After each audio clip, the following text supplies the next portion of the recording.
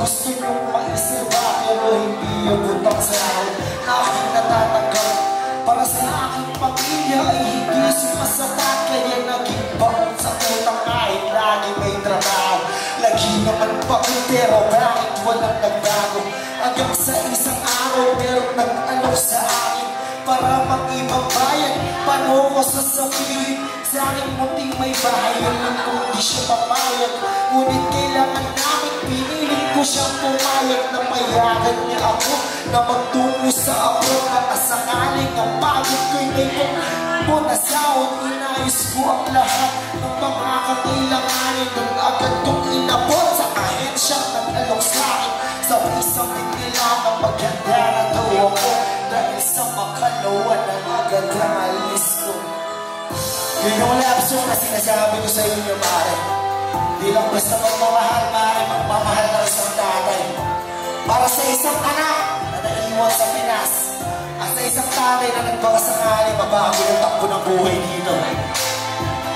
So, understand, pare, ito yung kwento ng malupit kong tatay, pare. Yun yung kayang G dito gabi. So, understand. At dito ang mga tao sa aking unang paglisan mo, hindi mo mapigilan nung ako ay magpaalam. Anak, yayaon mo na daraon sa ibang bayan. Magbabalas sa kami, balang araw ay umaman. Anak, tiis na muna, kailangan lumayo.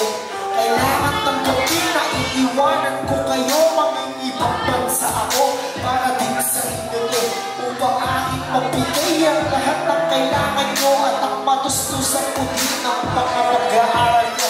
Aalis na ako, anak, ipangako nyo sa akin ang lahat ng paghihirap. Hindi nyo sasayang ilipat na ako, anak, sa kanyang magating ibon.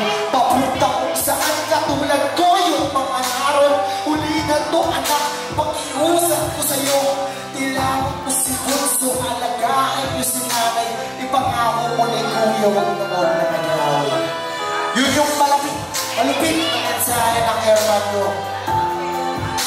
Last week niya galing Pilipinas ba? Pag siya umalis, ibang bansa. Ayun na yun. Salamat yung na-appreciate nyo yung gano'n na. Mga po pala si Pablo ng Kabalibigan. Sir po na Records, without Spanish production. Kaya po pala si Patubali Bago. Sa akin na JD.